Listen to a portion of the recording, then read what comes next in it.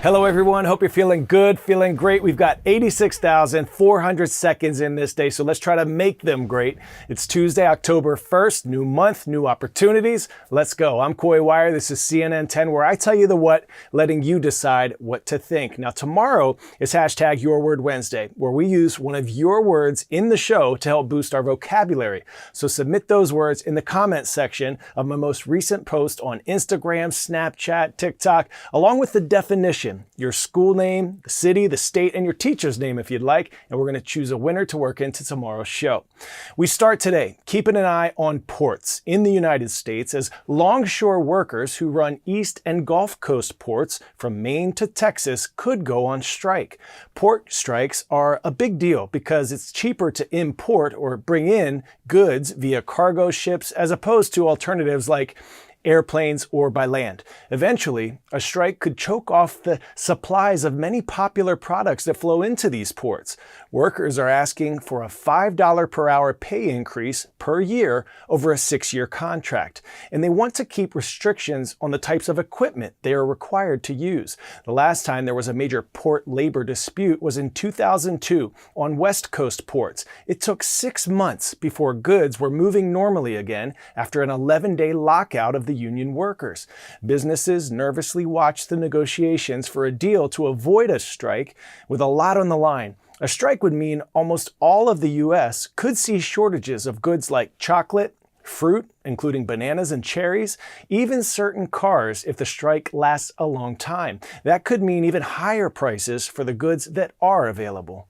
Next up, while Hurricane Helene raised concerns as the strongest storm to hit Florida's Big Bend region, right now the most devastating destruction left in the storm's wake is in and around eastern North Carolina. The nearly entire communities were all but washed away by raging floodwaters, with homes, businesses, and roads being destroyed. And some people are still trapped in areas only accessible by air. The cleanup from all of this damage could take years. CNN's Rafael Romo is in Asheville, North Carolina, with more.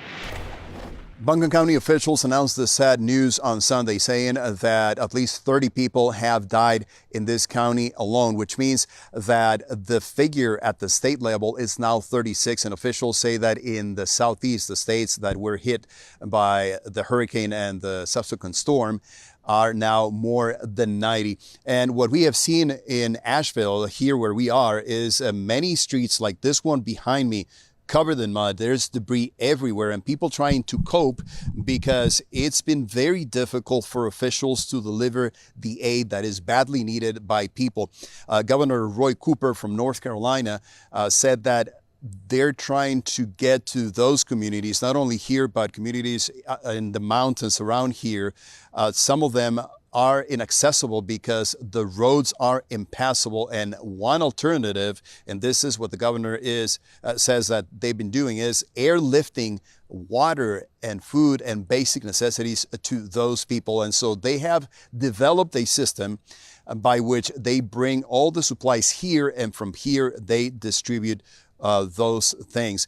Now, we have been talking to people here that tell us that for the time being, they're okay. But as time goes on, it's going to be more and more difficult to find food. There are many gas stations. There's one right next to where we are that are not operational. There are others that are running out of fuel, and many people desperate going to different places try to get the fuel.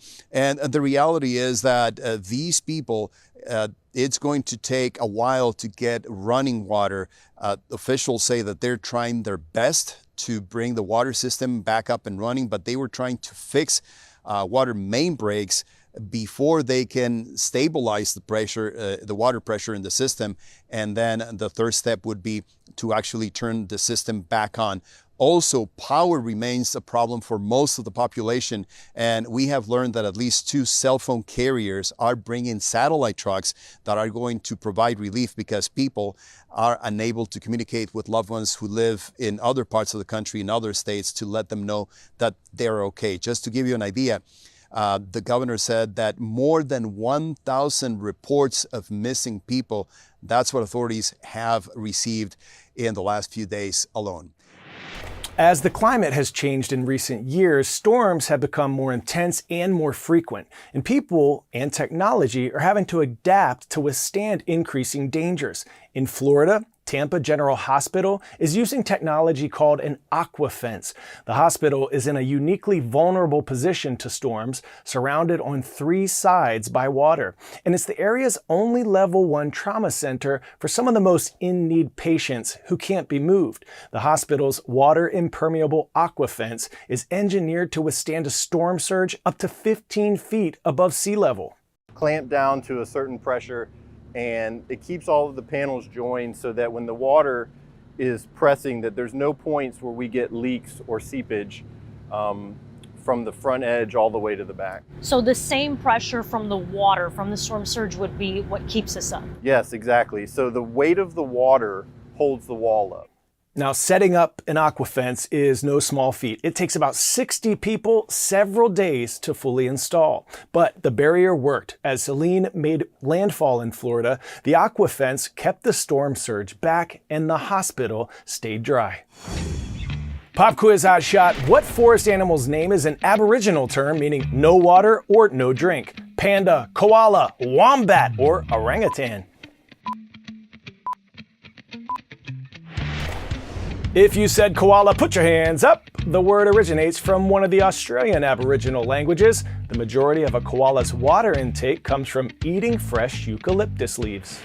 Australia's iconic tree-hugging koalas have been on the endangered species list since 2022, and experts say their populations have continued to decline. As their habitats are encroached upon by humans, koalas are increasingly being found in places that put them in danger, like near busy roads or up power poles, even in some people's backyards. See how some folks are dedicating their time and energy to keeping these marsupials safe. This is the moment a koala came face to face with a dog in suburban Brisbane, Australia. For koalas, most dog attacks are fatal, but not this time. Neighbour Sophia Windsor heard the commotion and rushed to intervene, finding the koala with its claws around the dog. I wasn't even really thinking, and I just cried the koala off this poor dog who was now yelping and then kind of wrapped up the koala. Koalas were listed as endangered in the states of Queensland and New South Wales, as well as the Australian Capital Territory in 2022. Millions of dollars are being spent on restoring koala habitat, but 2 years on, their numbers are still declining. According to the latest Australian government report, the long-term outlook for listed koalas remains poor. In urban areas, they're particularly vulnerable to disease, dog attacks, and speeding cars. RSPCA Queensland says its 2 wildlife hospitals treat 700 koalas each year. Most don't survive. There you go, little Tuggy. John Knights has been rescuing koalas for at least a decade. He says more koalas are getting into trouble as their habitat shrinks, and in the last 2 months, he's answered more than 100 calls for help. They're frightened, they're lost. If they were urbanised, they wouldn't be running into the traffic.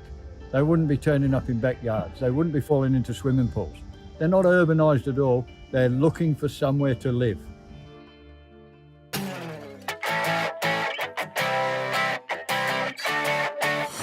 Today's story getting a 10 out of 10, an artist going to great depths to create his masterpieces. Artist Pyotr Dutsenko making waves by painting under the Black Sea. He straps on his scuba equipment, then Van Goghs underwater with an easel, oil paints, and a palette knife, which he uses instead of a brush. He's under the sea and under the clock. Picasso, his tanks only have so much air. This one took about 75 minutes to create.